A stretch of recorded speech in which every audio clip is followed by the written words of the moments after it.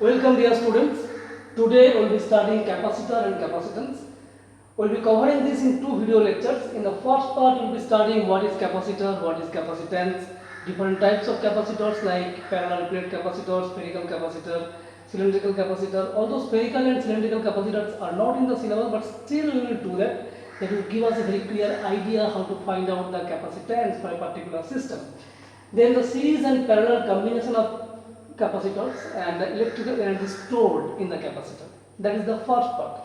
In the second part, you will study what is dielectric, then capacitor with dielectric, corona discharge, and electrical energy losses when two capacitors are connected by conducting wire.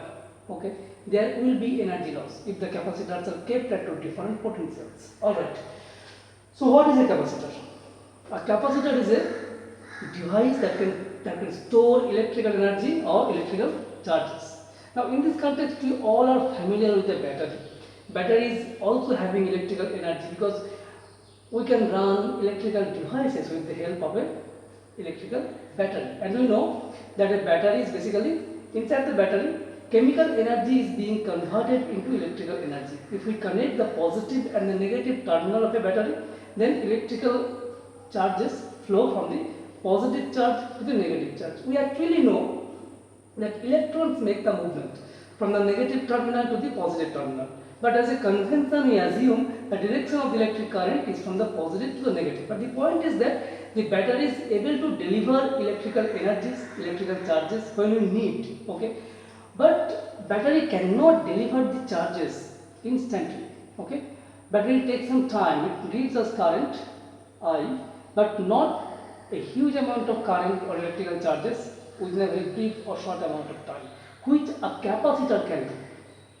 In a camera, when we use the flashlight, we see it's a big amount of light, right? And inside the camera, we have just two small batteries, and those two small batteries cannot deliver that huge amount of charges instantly.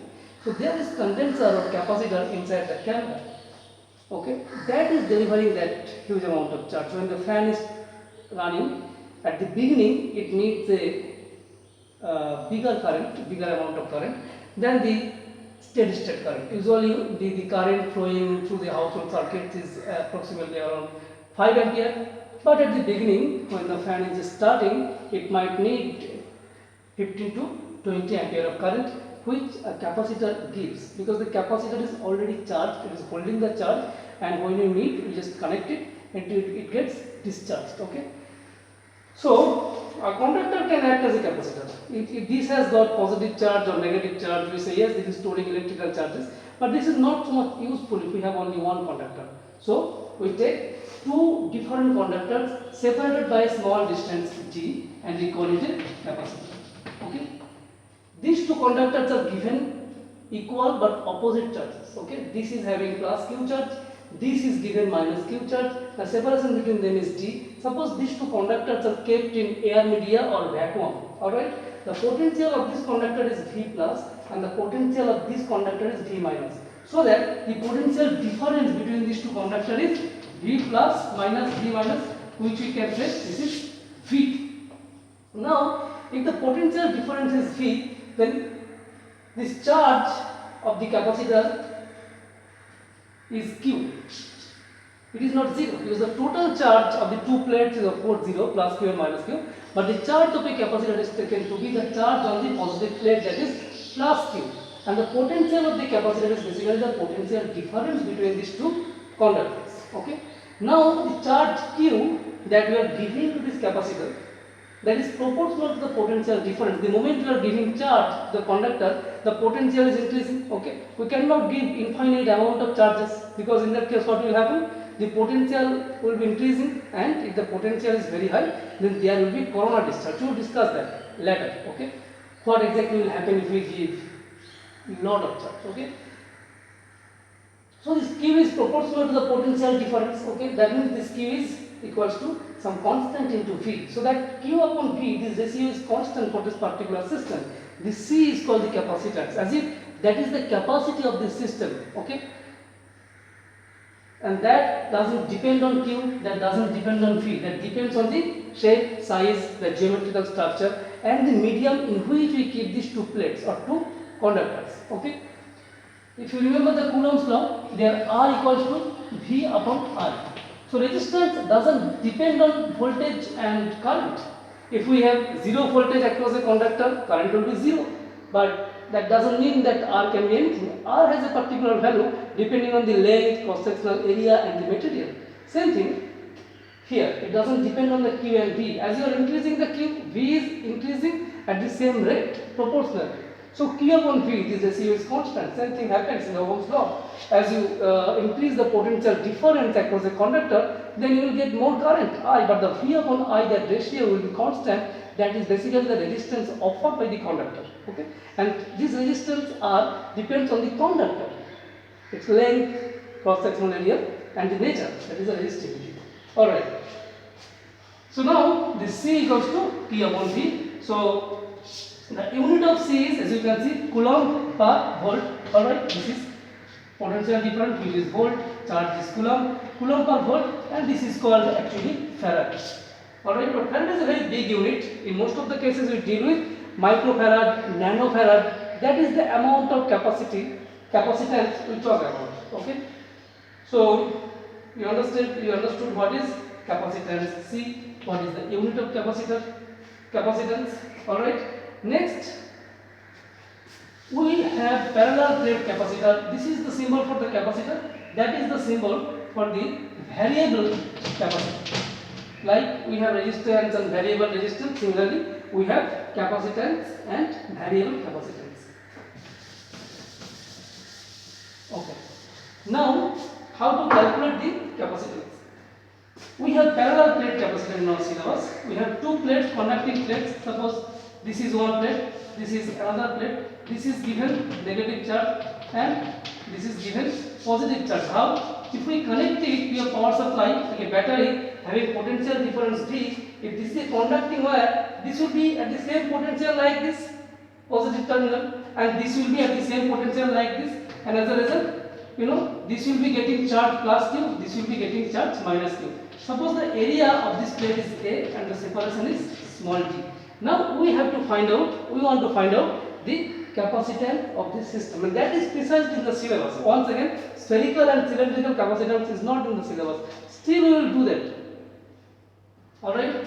So how to find out that? Okay. Remember the definition of capacitance is equals to Q upon V. You can always remember Q equals to CV. The total charge equals to CV. CV, like your resume, curriculum vitae, right? And your charge depends on your CV. So you always remember total charge of the capacitor is equals to capacitance times the potential of the capacitor. Okay. So if you want to find out this capacitance, you have to find out the Q and you have to find out this V. But how can we find out this Q upon V? We have the potential V here. Alright. Let us see if we can do that. What is the potential difference here? This potential difference is V. Okay. For this parallel plate, this is a plate. It's a much bigger dimension. The area of the plates are much bigger. The dimension of the area is much bigger compared to the separation between them. So you can assume this is like an infinitely big plane. And in the previous chapter we have done it. We have two positive and negative plates separated by distance d. What is the electric field at any point here? See, due to this positive plate, what is electric field here? That is away from the positive plate, and that electric field due to positive plate, that will be how much? Sigma upon 2 epsilon naught. What is sigma? That is the surface charge density. Similarly, E minus, due to this negative plate, electric field will be towards this negative plate, meaning the resultant field is in this direction. So electric field due to negative plate, that will be sigma upon 2 epsilon. What is the sigma? That is once again the surface charge density. So what is the electric field at any point here? Then you have to just add them up because the electric field is in the same direction. So the total electric field at any point between these two plates should be sigma upon 2 epsilon naught plus sigma upon 2 epsilon naught, and that will be sigma upon epsilon naught.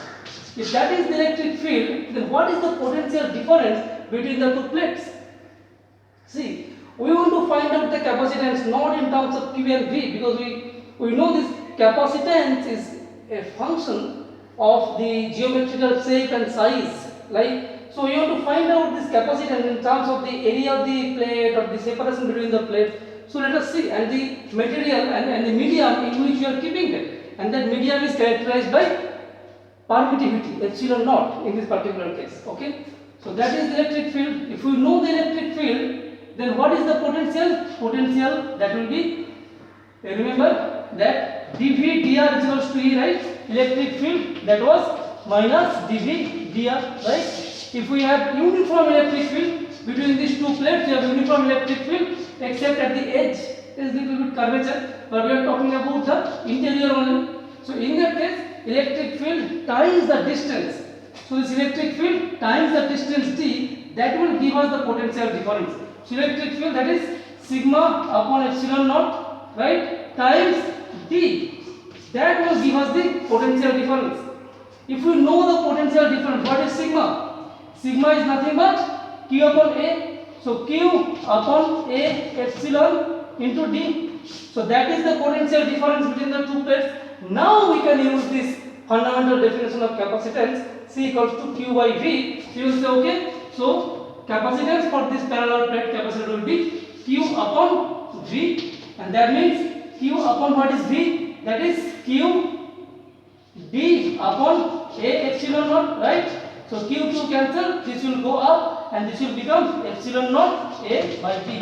So that means for this parallel plate capacitor, the capacitance C is epsilon naught a by d. So note, this depends on the area of the plate, separation of the plate, and the media in which you are keeping the capacitor, right? So the bigger the area, if everything else is constant, if the d is constant, or media in which you are keeping the capacitor is constant, then the bigger the plate size, the more the capacity of the system to store electrical charges. Okay, and if the separation is much smaller, you see C is going up. Separation is bigger, if it is bigger, C is going down. So you can clearly see that is how to find out the capacitance for this particular system. And that is pretty much the technique. Whenever you encounter a system and if you want to find out the capacitance for that, we have only parallel plate capacitor. So we have to find out basically the potential difference between the two plates. Okay, and then you have to use this C equals to q by v, that fundamental formula, the definition. Okay, so parallel plate capacitor, that is over. Now suppose we have spherical capacitor. Suppose we have a solid sphere or a hollow sphere. Okay, and we have another concentric hollow sphere here. Suppose we call this A sphere and this is our B sphere. Suppose this is given positive charge, this is plus q, and this is given negative charge, this is minus q. Okay, so this radius is r1 and this radius is r2. So capital Q charge is distributed over this surface. So for the first one, if you want to find out the surface charge distribution, that will be Q by 4 pi r1 square. For the second one, what is that?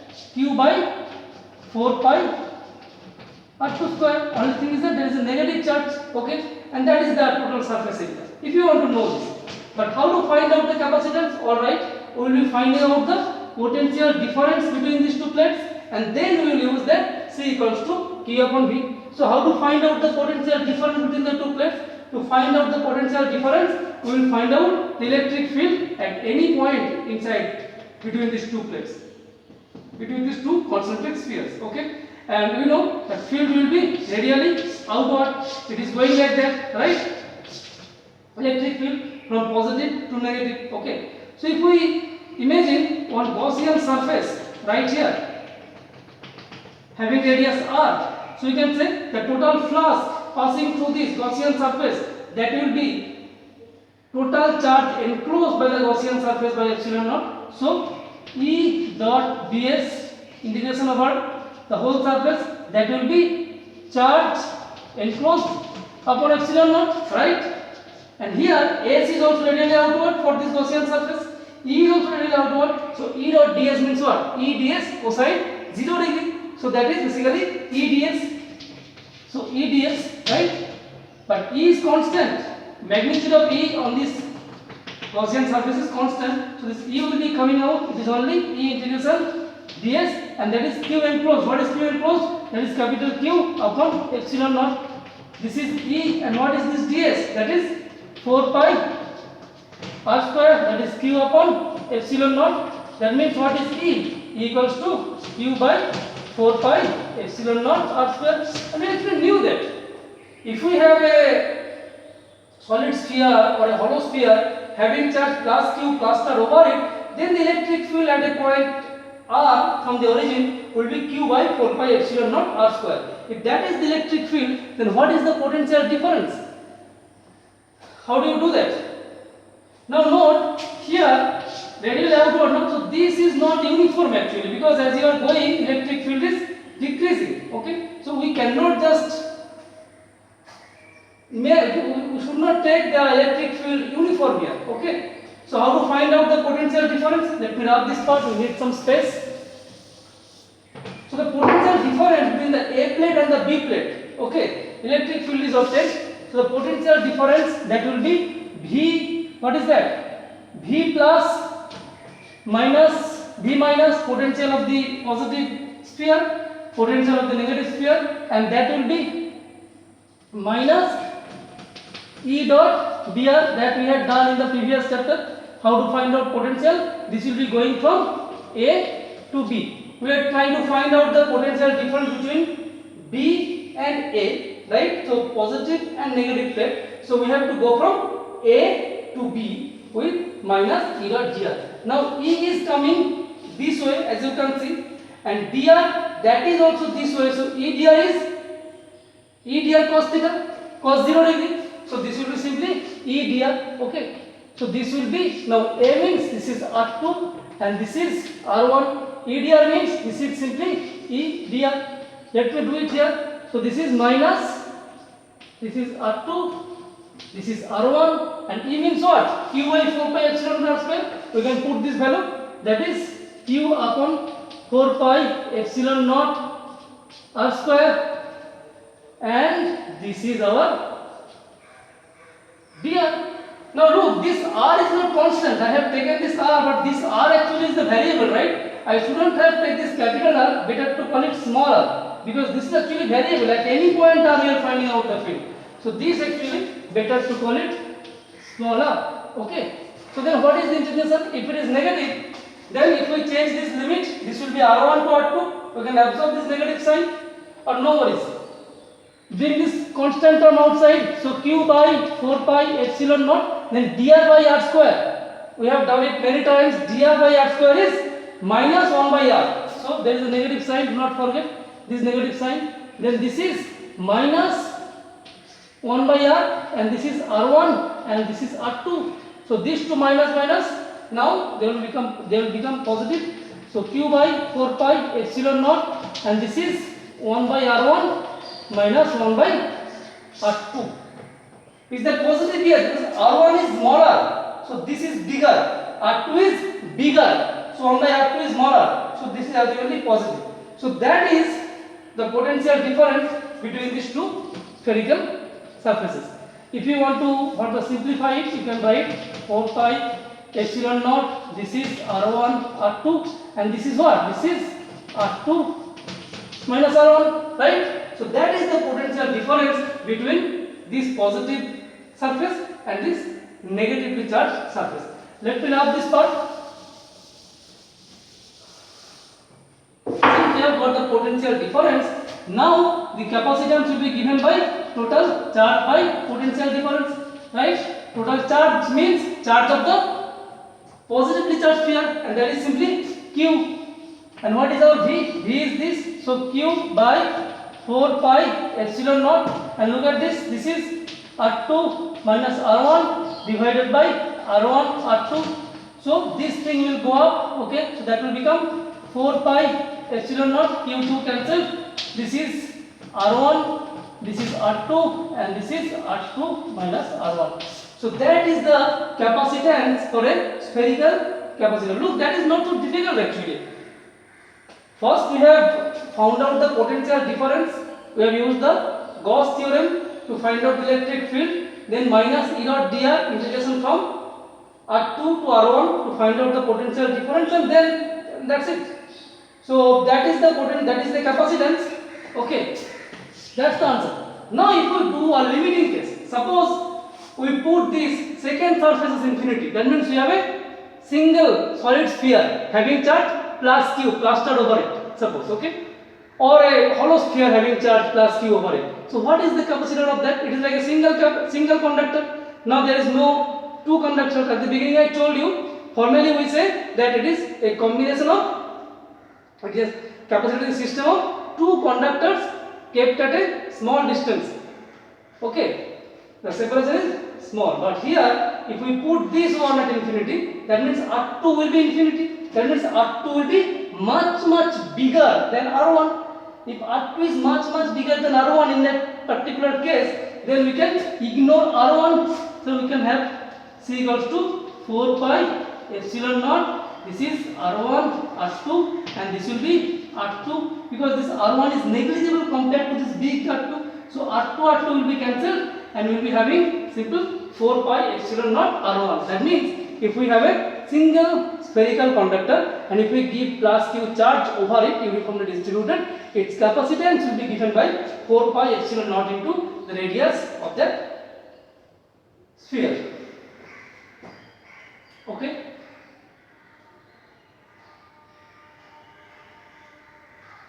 Now, if we want to have, for example, 1 farad capacitance, how big this radius should be? Just